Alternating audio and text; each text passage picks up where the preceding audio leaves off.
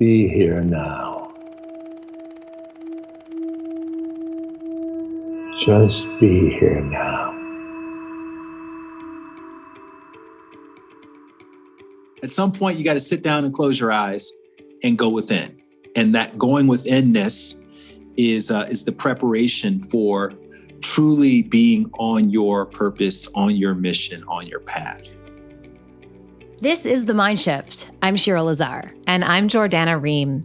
Together, we're the co-founders of peaceinside.live. Every episode, we're exploring ancient and modern-day teachings and stories to shift our daily challenges into growth. We're diving in with mentors who share mind-shifting perspectives for a happy and inspired life.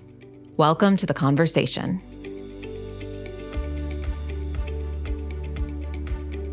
On this episode, we're discussing how to find inspiration in stagnation. Meditation teacher Light Watkins joins us as our mentor, plus he shares his 5 ways to shift your mindset when you're in a rut. But first, Jordana, let's get into why we decided to start with this theme and this topic. Yeah. I think, it started for us back in November or December of last year, feeling our winter period and the pause we took with our company, Peace Inside Live. Do you remember that? Do you remember the pain that was there? Yeah, we had a busy, great building, blooming time, right? Oddly enough, during the pandemic, where we started this idea and this passion project and brought mindfulness and meditation to thousands of people, right, through these classes. And then suddenly, after this, huge, I would say growth, and then realizing we have something special, we hit that wall, right? And it really felt like a bit of a burnout wall, a bit of is there anything more we can do here? Like, what's the next stage of this? A bit of that plateau feeling. And it sucked, including when you're doing something you love, that feeling sucks. You almost dread confronting that feeling. Yeah, well, this is a project that we said we love this so much, we're not going to quit. And, we at one point were having 30, 40, sometimes even up to 200 people in a class. And then the numbers started dropping. And, it's this passion project that is not even really fully paying for itself at this point in time. And we had to take a look at our own burnout and where we were spending our energy. And that was painful because you were wanting to do these regular classes and I was wanting to do retreats. And we ended up just taking this pause. And that pause, which was so nurturing for each of us to kind of go on our vacations, was also, when we came back to it, it felt like stagnation to me. I don't know. How did it feel for you? Yeah, it felt like I guess it's strange, it's an uncomfortable place to be when you don't know what you want to do next, right? And I feel like we confront this at different points in our lives, in different places and spaces of our lives, whether it be professionally or in a relationship or with friendship. And it's those moments that you want to avoid because you're about to hit something uncomfortable. And a lot of times you don't know what to do with that, right?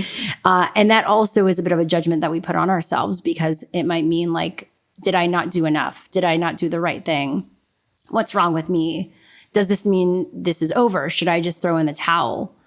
And I think that in covering this topic today, it's about the exploration of what's possible in all of those crevices, right? And the growth that happens when we can step away from something and from ourselves and take some time to reflect and take a pause. Yeah. The stagnation is that pause. And I think one of the questions that we've been pondering is, how long is too long to be in stagnation? When we were talking about NASCAR and Formula One, we talked about how they've got an entire team of people who help them in the pit stop. And we've got the NASCAR pit stop that is 12 to 16 seconds, which is considered really long because Formula One is 3 seconds or even shorter. And you said to me at that time when we were talking about it, you said, don't let the pit stop you for too long, which is yes. But how do you know when it's too long? And it's that feeling of discomfort that we or at least that I've begun to become more comfortable with, because it's super icky in that moment of, oh, what is here? What is here? What is here? But if I come out of the discomfort through fear, because I don't like being in the discomfort, then what I'm creating isn't as genuine as if I've really felt to the core of that discomfort. What am I really feeling here?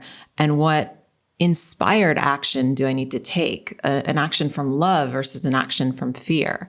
And so I think that if we can tune into, and really meditation is, you and I both love this. I think that's why Light Watkins is one of our mentors. Meditation is one of those ways that we can tune into ourselves so that we can really know when it's time for us. And only I'm going to know for me, you're going to know for you, when it's time to take that inspired action out of stagnation, because we just can't take the stagnation anymore. It's absolutely not serving, not because we're uncomfortable, but because now we feel that spark of what gets to be next.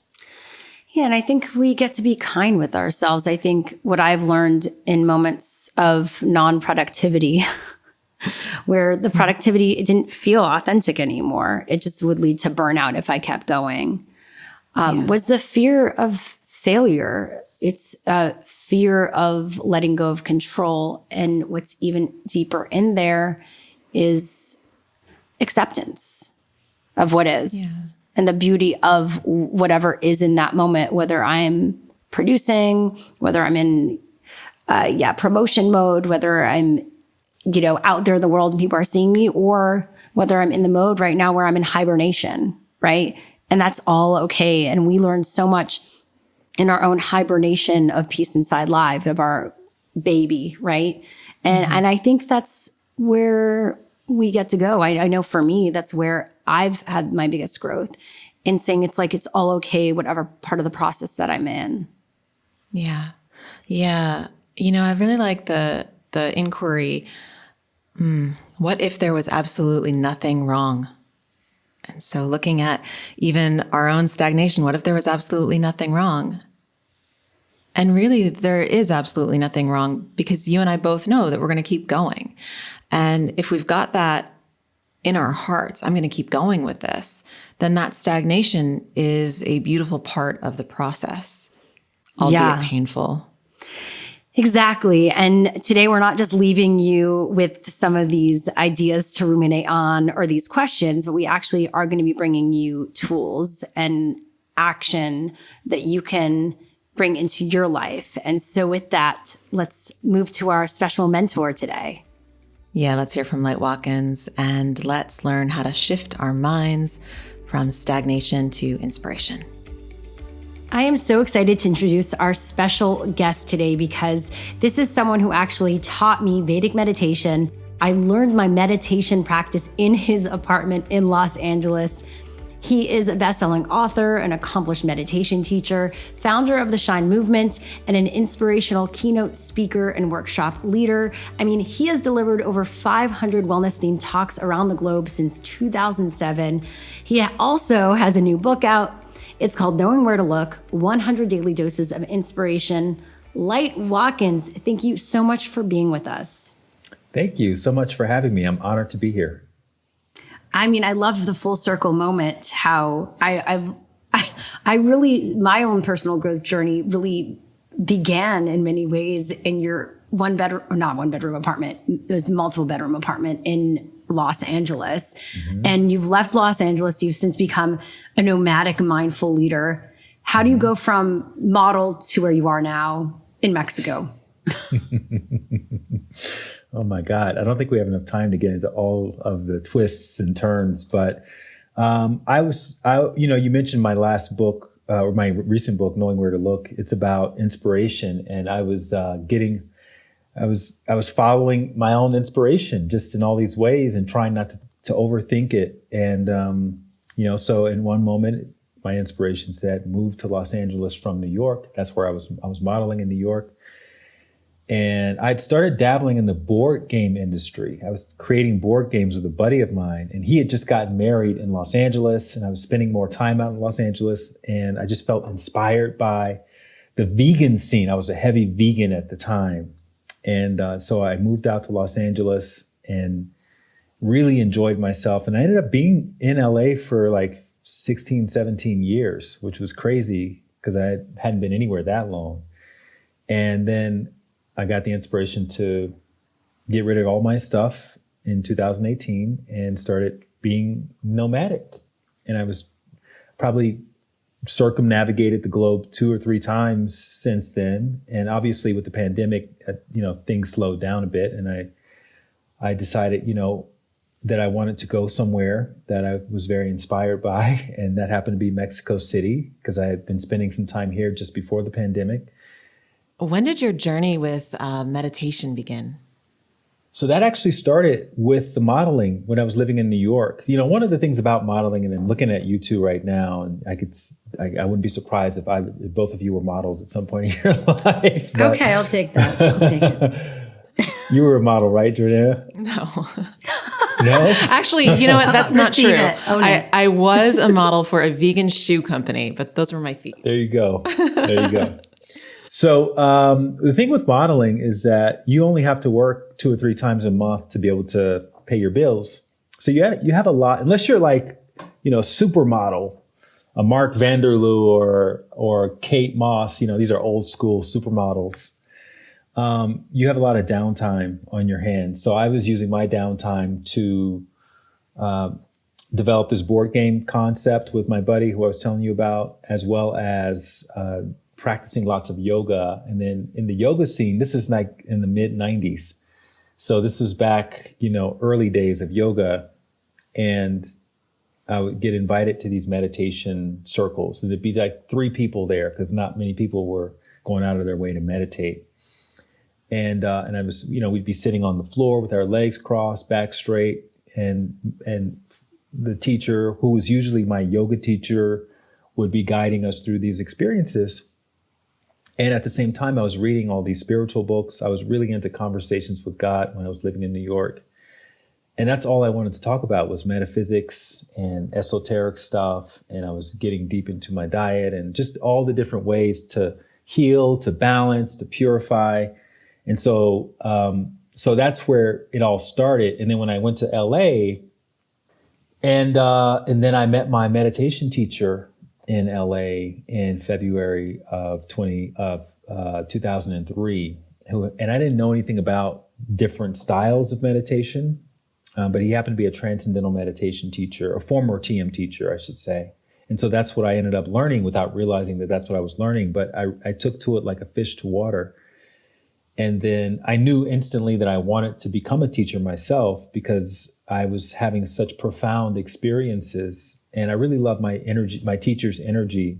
But there was no path to becoming a teacher, right? Because again, we're talking 2003. There's no apps. There's no YouTube. There's the Beverly Hills Library, and that's pretty much it. And then in 2006. He invited me to come to India with some of his other proteges in 2007. And so I kind of had that in the back of my mind. I was teaching yoga at the time, and I was pretty good at teaching yoga. So I had these big classes, but I knew that I was going to drop all of that and go to India, learn how to teach meditation, come back and be a full-time meditation teacher.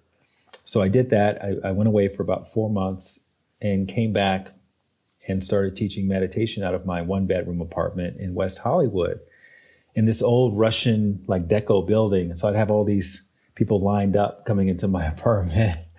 And I turned out I was pretty good at that as well. And I attribute my experiences with struggling through meditation, those early years, with giving me the ability to speak to the struggle that a lot of people have, and to help people kind of break through that with helping me become essentially very popular meditation teacher back in those days. No one was teaching meditation. It was like, 4 people teaching meditation probably. Full time in LA, there was probably 2 or 3 people, including myself. So I probably taught a couple thousand people in those first few years. And then I took it on the road. I started going back to New York to teach. Then I started doing these retreats. And then I started writing books. I wrote my book, Bliss More, How to Succeed in Meditation Without Really Trying. And that was very well received. And so, yeah. And then, I just started writing more books. And actually, I was following your daily dose of inspiration before I even met you as a teacher. I was with a friend in New York talking about how I wanted to learn Vedic. He goes, oh, you got to meet this guy, Light, in LA. We're walking out of Soho House for lunch, and Light is sitting at the exit having lunch. So then you go, okay, email me. I actually happen to have a teaching the next week, right? So I email you, and I go, your email popped up. So I was like, how do I have Light's email? Well, I'd been following his newsletter for the past year. Wow. And what's interesting is I started writing those daily doses of inspiration because I didn't consider myself to be a very good writer. And I wanted to practice for the book Bliss More that I was going to have to write. And so I thought a great way to practice would be to have to write a daily email. And because it's public, I have to think about what I was writing and try to improve upon my writing. So that's really interesting. And I can imagine, I kind of vaguely remember the conversation now that you say Jesse is the one that introduced us, but I probably had you email me because I just wanted to see if you were serious or not. Yeah, and then I showed up the next week with my boyfriend at the time, that was a whole other story, him coming. And then we went on Light's retreat. Anyway, this isn't a personal therapy session. But speaking, I think that goes back to you just starting the newsletter to practice writing, goes back to your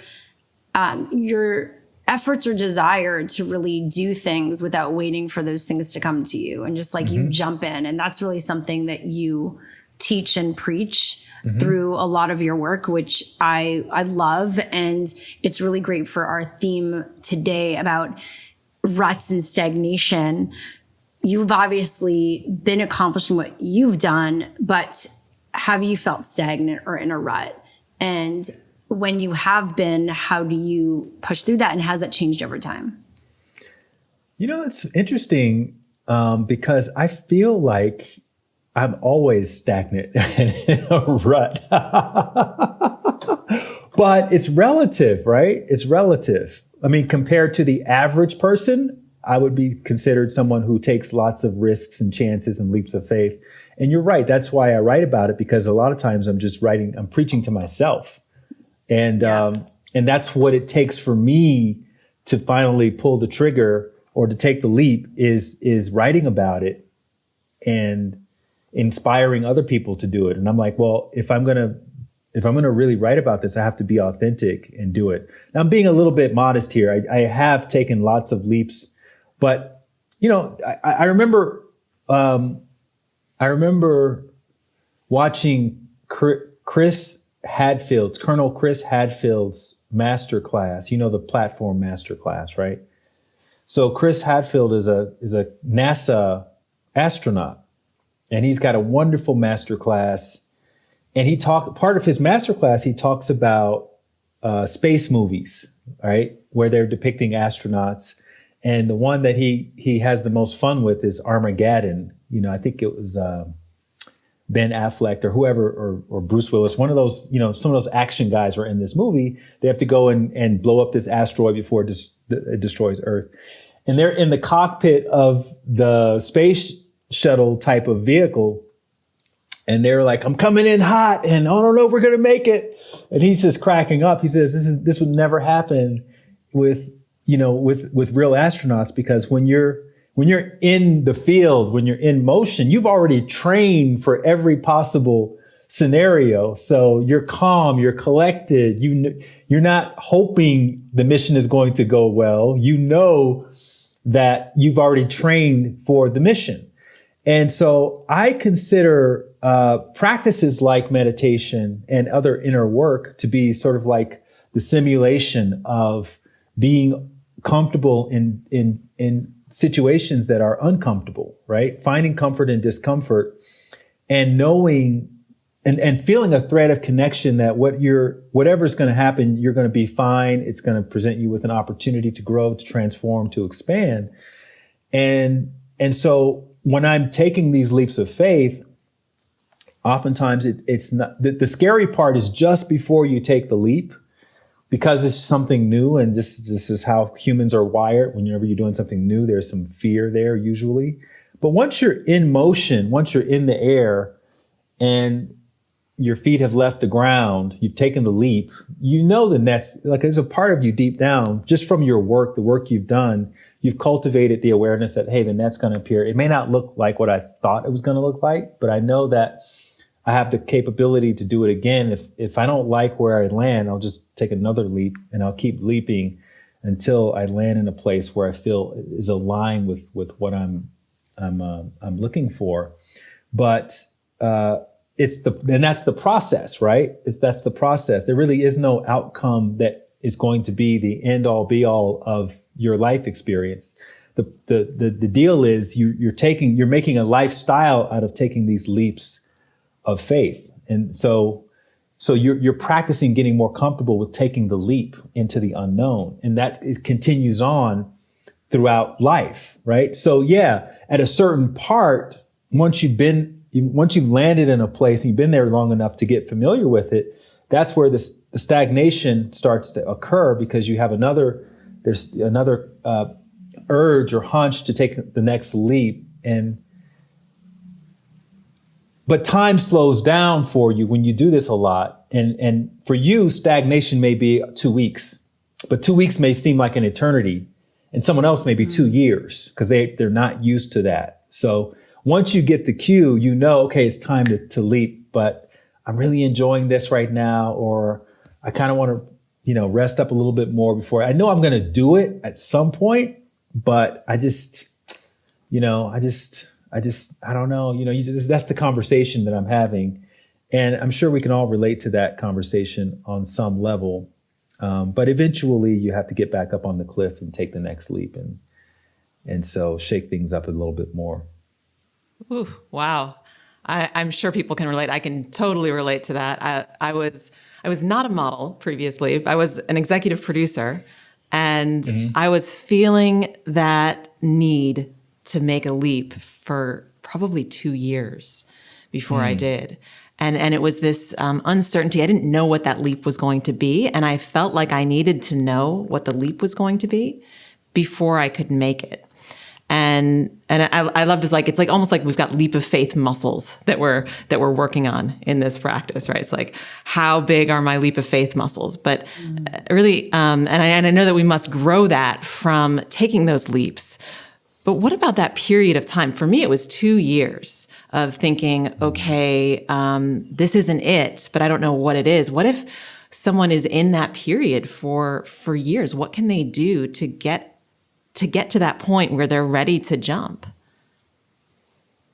I would say just meditate, but the people who work with me and who are around me, I sound like a broken record, because I'm just like, just meditate, just keep going within.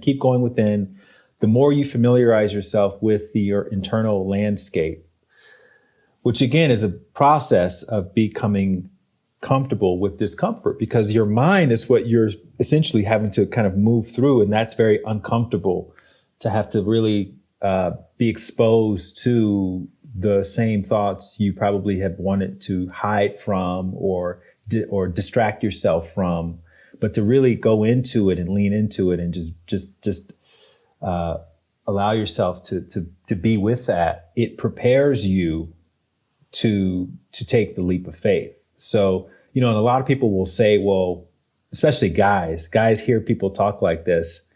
I'm sure no one listening to the Be Here Now network feels like this, but regular people probably, they think meditation makes you soft. And I've written about this before. I said, no, actually it's the opposite. Meditation makes you bold. It's really hard to stay in a dead-end relationship or an unfulfilling job if you've been meditating on a daily basis. It's really easy to do it if you haven't been meditating, because then you can just distract yourself with other things, social media, alcohol, drugs, and make up all kinds of really legitimate sounding excuses of why you need to do those things. But really it's distracting you from taking the leap into some direction that is moving you towards your greater purpose. So with meditation, it's hard to ignore that, because the signal becomes it's like a jet engine. It's so loud and piercing that you can't distract yourself from it. It's with you every day. It's with you all night. It's with you in your meditation.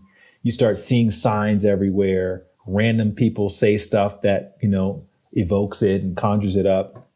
And so you find yourself just kind of almost being pushed off the edge. It's like that, that cartoon on social media where it has the guy standing on the cliff and it has this finger behind him, kind of like it's about to thump something.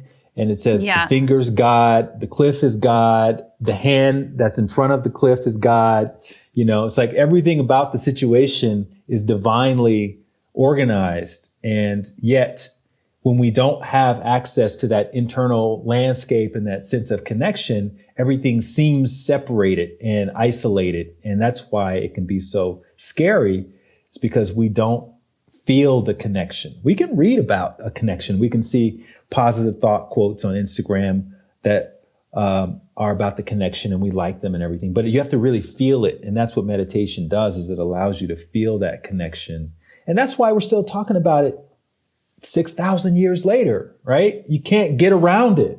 At some point, you got to sit down and close your eyes and go within. And that going withinness is the preparation for truly being on your purpose, on your mission, on your path.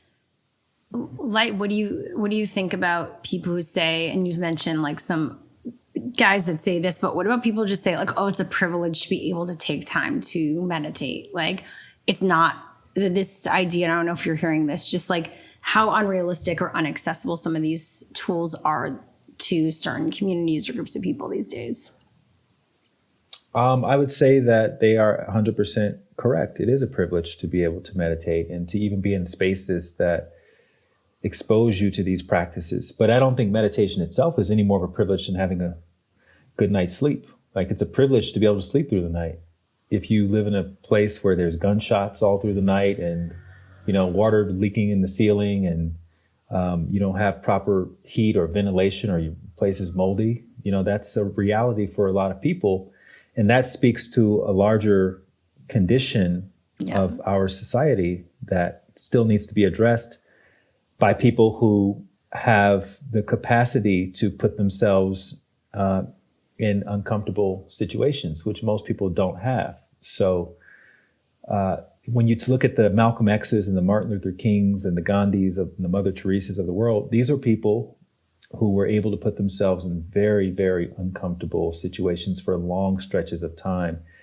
And what we've seen is that the change that we all want to have in our society is usually initiated by those kinds of people.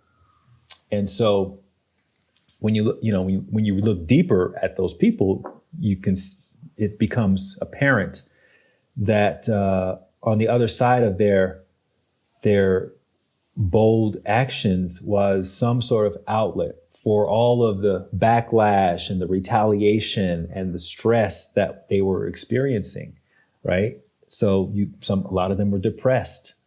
A lot of them were, some of them were addicted to certain things, behaviors and substances, smoking and these kinds of things. So whenever we're encountering large amounts of stress, there's always got to be an outlet for that stress. And if we don't have a progressive outlet for it, then we end up turning to a destructive outlet for it, meaning that outlet robs us of our ability to stay balanced and healthy and mentally sharp. So when King was assassinated, and they did the autopsy on his body, they said that if we didn't know this was Dr. King, we would have thought that this was a 60-year-old man. But wow. King was assassinated at 39. He was only 39 years old, but he had the heart and the liver and lungs and the aortas of someone who was almost twice his age because of the stress that he accumulated. And he was living under the constant threat of death. So that's why I would say, meditation, while being exposed to it is definitely a privilege, it's a necessity because it's a clean outlet for the stress that one is taking on. And if one wants to be efficient in addressing some of these larger systemic conditions that are keeping, large groups of people impoverished, then it can be very useful. It can be very useful for maintaining your sense of purpose and your sense of mission. And so, yeah, again, if we go back far enough in history, the people who were, especially in Central Asia, the people who were the most impactful all had a meditation practice. And it's something that kind of got lost along the way. That ability to be with the discomfort and to do it in a healthful way. That's and I mean, and that's how the change happens. That's how change happens within ourselves, and that's how change happens within our systems and society and culture, is from that place. Would you say that should everybody have a meditation practice? I'm a little biased, but yeah, I think so. And go to lightwatkins.com. I tell my students, I say, look, we don't meditate just to be good at meditation. You're doing this to be an agent for change. If you're not out there using your practice to change some aspect of the world or yourself, then you're just killing time. You're wasting time. Like, don't ignore wherever your heart is guiding you to. And this is the other thing. Everybody fantasizes about living their purpose. I want to have my purpose. I don't want to just work at Xerox, or I want some job. I want to have my purpose. I want to be passionate. I want to find my calling. And what they don't realize is that your purpose, your true purpose, is not going to lead you somewhere that's more comfortable or that creates abundance and success and all of that. Those people I talked about early, they all died impoverished. They were all completely broke, right? But they were the icons for social justice, for peace, for transformation on a societal level, for change. And, there's no correlation between following your heart and becoming more comfortable. It actually is the opposite. It makes you less comfortable because it puts you in a position to create some sort of meaningful change. And whenever you do that in our society, that is, in a lot of ways, it's run by people who have perpetuated ignorance, then you're gonna get some resistance and you're gonna get some retaliation, and it's gonna be very difficult and challenging and uncertain. And in extreme cases, you may face threat of death, or and if you're a family person, they're exposed to all of that too. So that's why more people don't do that. They don't follow their heart, because their heart is telling them to do something, to stand up for something that would put them in a very exposed position. And a lot of us don't have the appetite for something like that. But that's essentially that's how you're living your true purpose, is because you don't know where it's going to lead to. Well, if you know where it's going to lead to, that's not your purpose. That's what Joseph Campbell says. How do we feel like we're moving while also not being maybe too goal oriented? Or is that possible? Like, does that make sense? Yeah, I don't think there's anything wrong with being goal oriented. I mean, that you definitely need that. You need to be strategic when you're following your heart, when you're taking those leaps of faith. The problem is when we take our cues from the part of our mind that wants to strategize. Like, that's not, the cue needs to come from the heart, right? So the heart gives us a certain feeling, a certain vibration. Like, I was having lunch with a friend of mine who went to Brown University and to go to college. And I said, "Why'd you go to Brown University?" She said, when I went to visit, it just felt right. I didn't even know much about it. I just had everything about what I was seeing, what I was experiencing, just felt like I was in the right place. And that's where I was supposed to be. And I was so glad I went there because, X, Y, and Z experiences, and it was just the perfect place for me. And so that's how we all have that capacity to like drop in and feel that. And we've all felt it at certain points. Maybe when you met your partner, it felt a certain way compared to meeting someone who clearly wasn't meant for you. Or when you walked into your apartment it felt a certain way and you knew it. And so I think we just need to become more and more familiar with that feeling. But once you have the feeling, right, then you need to go and use your strategic mind and say, okay, well, how am I going to, this apartment is $500 more expensive than I was planning, that I'd budgeted for, but it feels like my apartment. So I need to call such and such person, and I need to move money around, and I need to, do the things that I need to do to make this happen because I know I'm supposed to be here. So it's not really an either or situation. It's a both and. We just want to get the right sequence. The sequence is follow the heart first, then strategize. Okay, so following the heart, having a meditation practice to tune into the heart, what might that look like for someone who hasn't done it before? For someone who hasn't done it before, so again, I don't want to toot my own horn here, but that book I mentioned earlier, Bliss More, the subtitle, How to Succeed in Meditation Without Really Trying.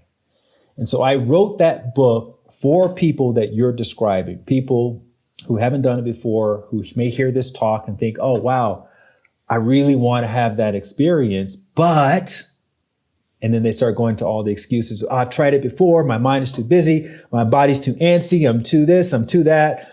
And they have disqualified themselves from thinking that they could be good at meditation. So that's why I use the word succeed. And the way I define succeed is to meditate in a way that you feel like it's enjoyable, right? That's how you know you're successful at meditation.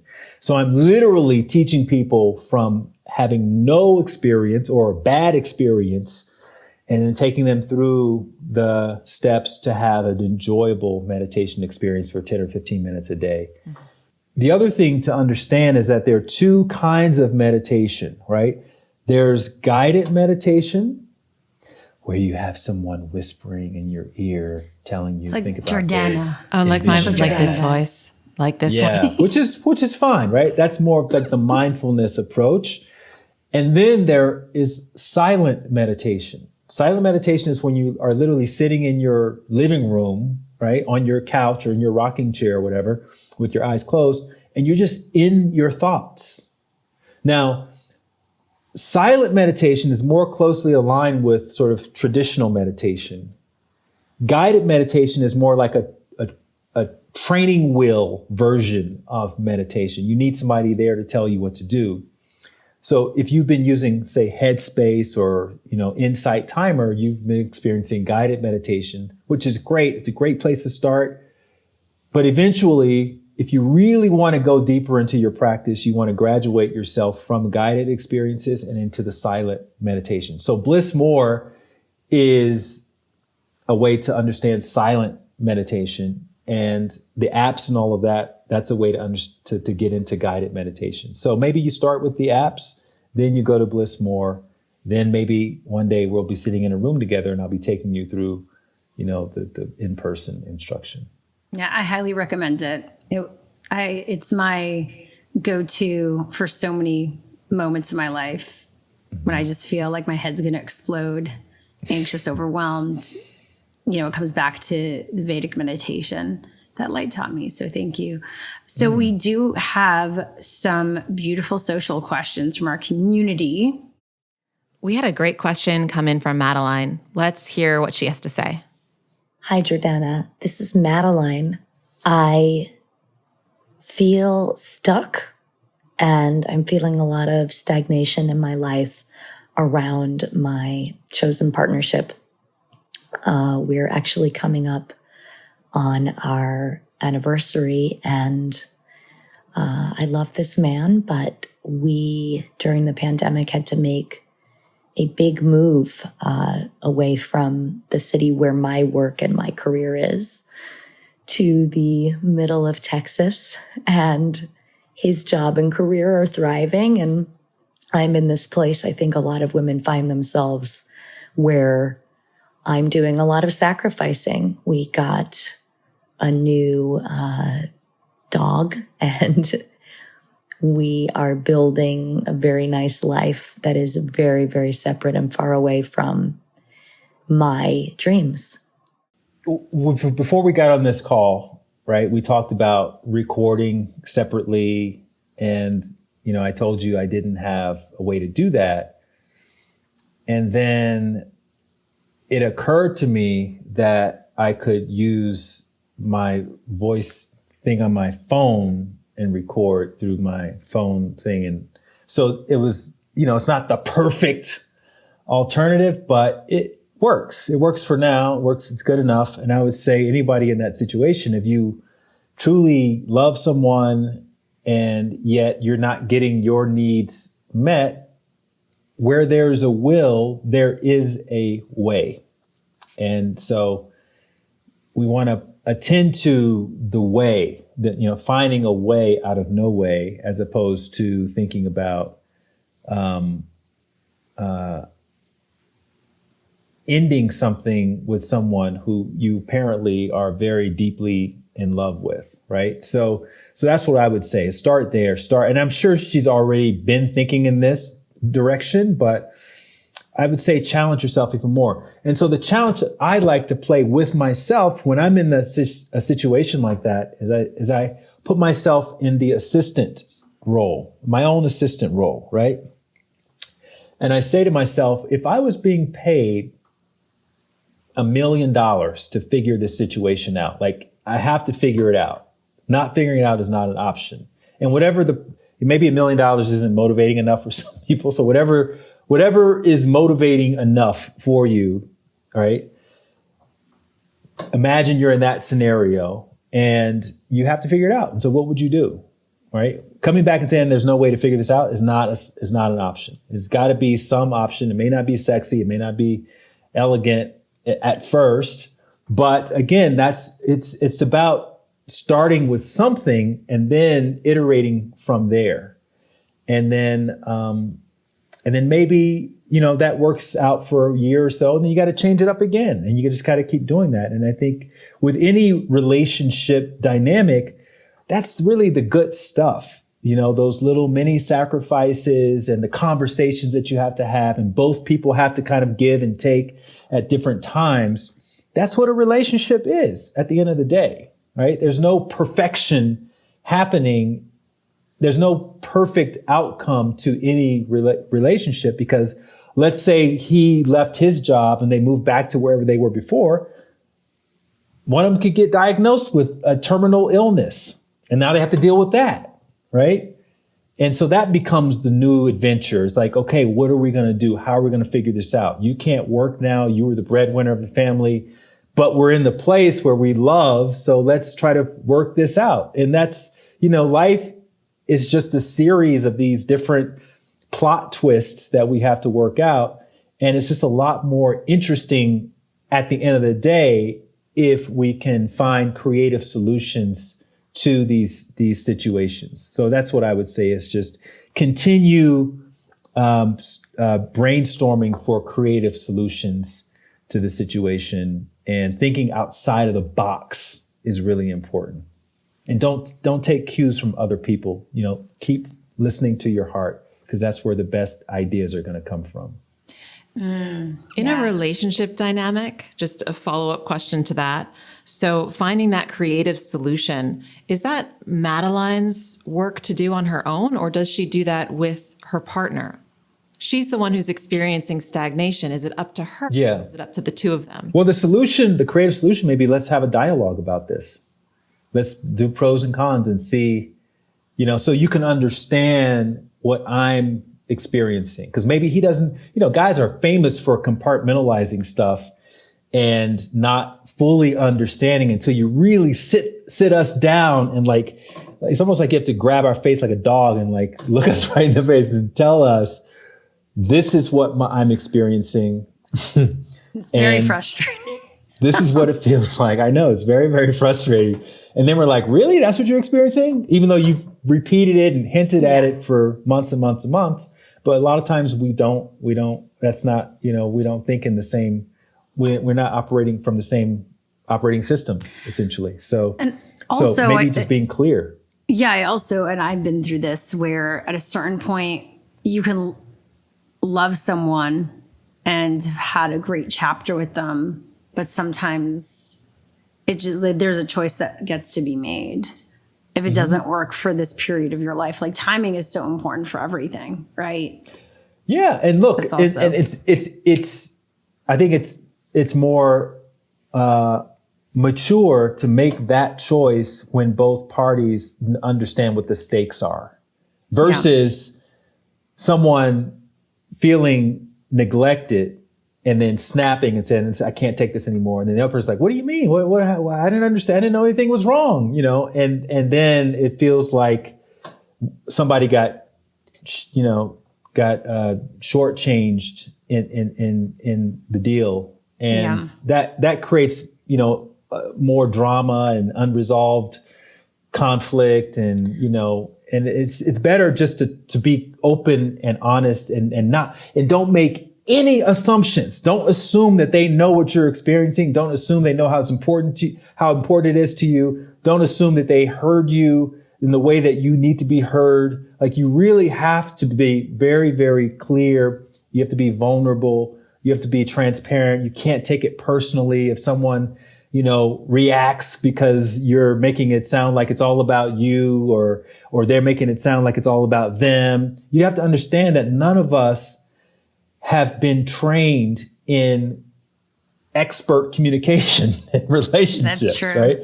So everybody's just kind of struggling their way through this and dealing with our own triggers around everything. And so I think giving yourself and your partner the benefit of the doubt and being willing to have the longer dialogue, it's not going to get resolved in just 1 or 2 or 5 conversations. It's got to be a dialogue. And maybe it involves going to therapy and all kinds of other, modalities to help you guys work your way through this. And then maybe after you try all of that, everybody's super clear. I'm clear that you really want to be in Austin and I really want to be in Seattle. And we both feel like we found our calling, right? And if you really truly feel like that, then you're not meant to be together in that way. Maybe you're meant to be separated and still maybe together, but just not in the proximity of one another for a period of time. And that's the deal, right? But you have to be, you want to be as clear as you can and make sure the other person has an opportunity to get as clear as you feel. And then you make your decision of what the best thing to do is. We need to have a whole episode just on getting out of ruts in relationships. So with you here, Light, we need to know 5 ways to get out of a rut. If we are going to have that list of 5 things that someone can do today, in this moment, tomorrow, what would those things be from your experience and perspective? Number 1, obviously meditate, right? You need to kind of go within and get familiar with the inner landscape. Number 2, you need to move. So meditation is a way of resting the nervous system. Then you need to move your body. You can't sit on the couch and expect to get out of a rut. You got to get up, go for a walk, maybe aim for, 5,000 steps a day for a period of time, and just get moving, get walking. Everybody can walk usually. And if you can't walk, then just move in whatever way you can. Maybe it's doing light stretches and stuff like that. Number 3, you got to get into nature. Get yourself around a tree, get yourself in some grass, get yourself on a beach somewhere, and just, maybe even take your shoes off and just walk around, because nature, there's an intelligence in nature that you're not going to get in your apartment. And there's a sense of connection and unity and sentience that you're not going to get while you're sitting in your car or in your apartment. So get in nature. Number 4, get into some water. Get into some water. Take a bath, take a shower, go into a lake, go into a jacuzzi or whatever body of water, swimming pool that you can get into, and just be in the water, allow it to support you. I'm not talking about going in swimming laps, just be in the water. And it has a stimulating effect. That's why we come up with a lot of ideas and epiphanies and ahas when we're taking showers and stuff, is because there's this, water is also a part of nature, and it can bring us back to our true selves. And then number 5, I would say to eat something that is life sustaining. So no chips, no Cheetos, no chocolate cake. eat some, carrots, celery, salad, drink some water, eat something whole and nutritious. And if you do all of those 5 things, which any person can do all those 5 things in a single day, you will not be in a rut that day. Wow. So that's what you do. Basically, if you wake up depressed, lack of inspiration, you have a bunch of things on your plate, you do this and then you jump in. Or like, what does Light do? Does the teacher get in this space? Ideally, you want to build your life around these habits, right? You want to make a habit of, in my life, I walk 10,000 steps a day, every day. I naturally aim to consume whole, nutritious foods. Not all, I eat pizza sometimes, I eat burger sometimes, but the foundation of my diet is plant-based. And so I try to eat as many plants as possible. I meditate every day like clockwork. Where I am right now, there's parks all around me. So I was walking through a park today, and and I shower. There are no big bodies of water in my city where I am right now, but I definitely make sure to take showers and when possible to take a bath. And and I would say also if you have animals or children that are around you, to definitely go and spend some time with them. That'll be a bonus sixth thing to do. But yeah, if you make a lifestyle of doing these things every day, you may still be in a rut from time to time, but it won't last as long as it would otherwise last if you are only doing these things sporadically. I have to ask this question. This is sort of a fun one, but is it ever good or okay to stay in a rut? Is there a period of time that you can allow yourself to be in that rut? Because sometimes it just feels really good to feel bad sometimes. It feels good to feel bad. Yeah, look, I think if anything, it reminds you of why you don't want to necessarily be in a rut all the time, but you won't have that feeling to get out of it if you don't stay in it as long as you possibly can. So sometimes the misery can be instructive as well. The suffering can be instructive because it gives you a point of reference for what that feels like. For instance, from time to time, I get these headaches, right? When I'm not in my routine, when I'm not eating properly, I may get a headache.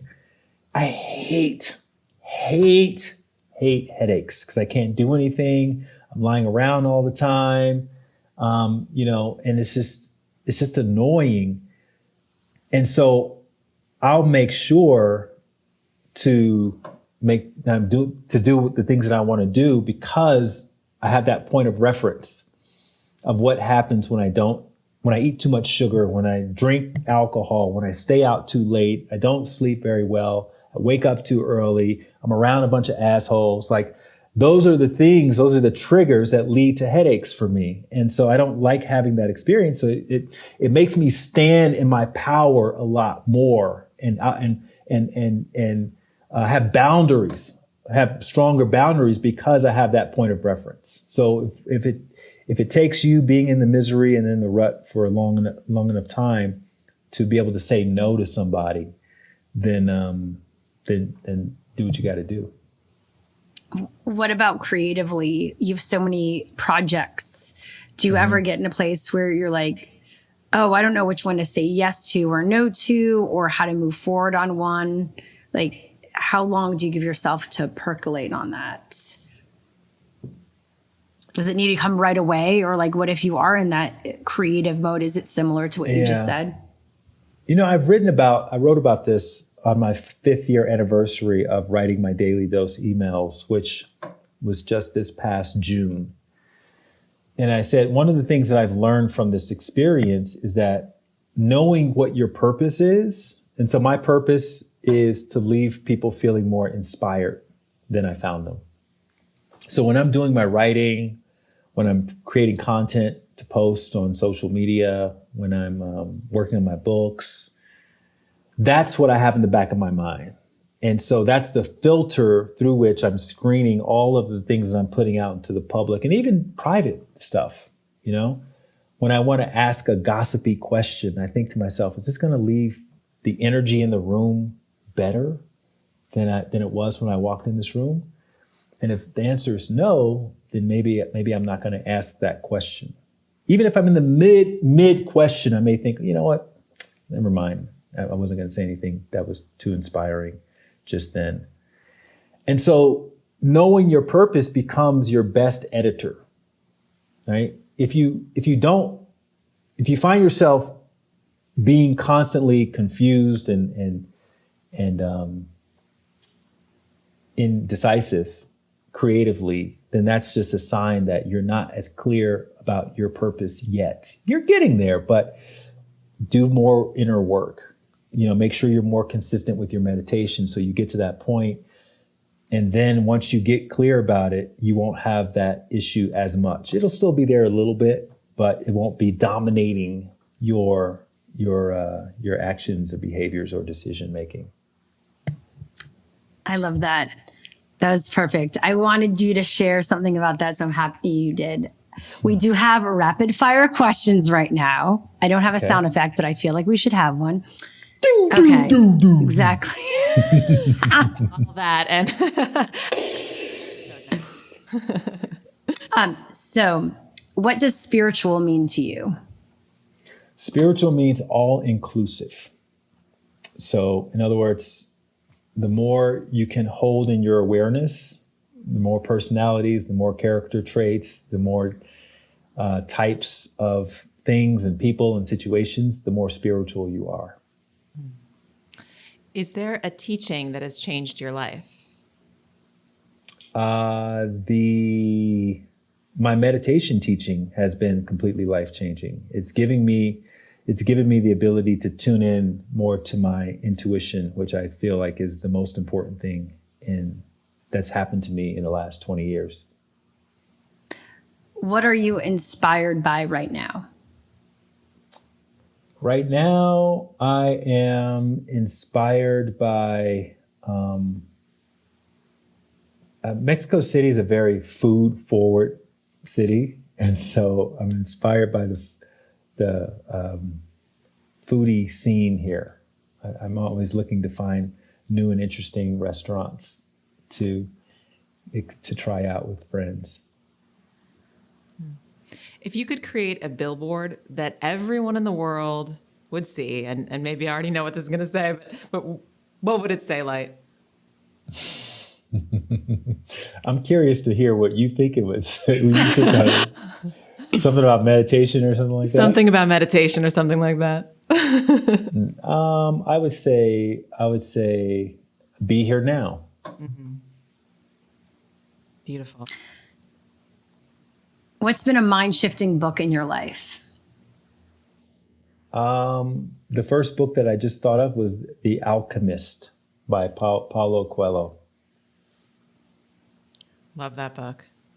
That book is a book that I read before I started meditating. I was a yogi, and it made me understand that there was some kind of magic that happens within that shavasana and within that space. Mm-hmm. Really cool. The backstory of the book is also really inspiring and beautiful, with the author who didn't start writing books until he was in his 40s because he grew up in Brazil and his family wanted him to be a lawyer, and he refused. And every time he refused, they would throw him in the insane asylum. They'd lock him up in a mental hospital. He would escape, and he would try to do his own thing, writing songs and stuff, and they would throw him back into the mental hospital. And this went on 3 times. And by the 3rd time, imagine if you knew somebody who had been in a mental institution 3 times and they kept escaping. Like, most people would think that person was a little bit like, 1 time it's like, okay, maybe they made a mistake. Twice, okay, I'll give them the benefit of the doubt. 3 times, what's wrong with this person? So, but what the beautiful thing about it is, he said, because everybody thought he was crazy, he felt like he could do whatever he wanted to do because he didn't care what people thought anymore, because everyone already thought he was nuts, And you don't realize how attached you are to other people's opinions until that purpose grabs you and you stop it from happening because you're like, oh, I can't do it. I can't. But really I'm afraid of what everybody would think if I failed. If you knew you were going to succeed, you would do it because you would be heralded as this, brave person who did this amazing thing that no one thought you were going to be able to do. And you were very successful. You made a lot of money and blah, blah, blah. And so The Alchemist became the most translated book in the world. I think 68 million copies or something like that in all these different languages. And he wrote it in 2 weeks, which is unheard of for someone writing a book of any sort of note. And it got rejected by all the publishers except for one, and then it collected dust. And it took about 9 or 10 years in order for it to start to get traction and become a best-selling book. So he literally lived that experience that he wrote about in the book. And it's just amazing. I just love that story. In fact, if anybody wants to hear more about his journey, there's a wonderful Oprah interview on her podcast, which is Super Soul, the Super Soul podcast. Just search Oprah Paulo Coelho, and it's a 2-part interview. And he talks a lot about his journey in detail. And I think it'd be really instructive for people who are also feeling called to create something, but they're too afraid of what everybody would think. Well, Light Watkins, thank you so much for joining us today and sharing all of that beautiful wisdom. Again, you could follow Light everywhere at Light Watkins. New book, Knowing Where to Look, 108 Daily Doses of Inspiration, based on the newsletter, of course, which you should definitely subscribe to as well. Just want to thank you all for having me on. I'm honored again to be here. It was a wonderful conversation, great questions, and I'm wishing you all much success in this podcast. Oh, that means a lot. That means so much. Thank you so much. So we want to just try to close with one long belly breath together. Sure. And taking a deep breath into your belly, all the way in, fill up, feel that belly expand. And then as you're ready, open your mouth, just let it go. Landing here together. Thank you so much, Light. Thank you, everybody, for listening. Thank you. Such a pleasure and an honor.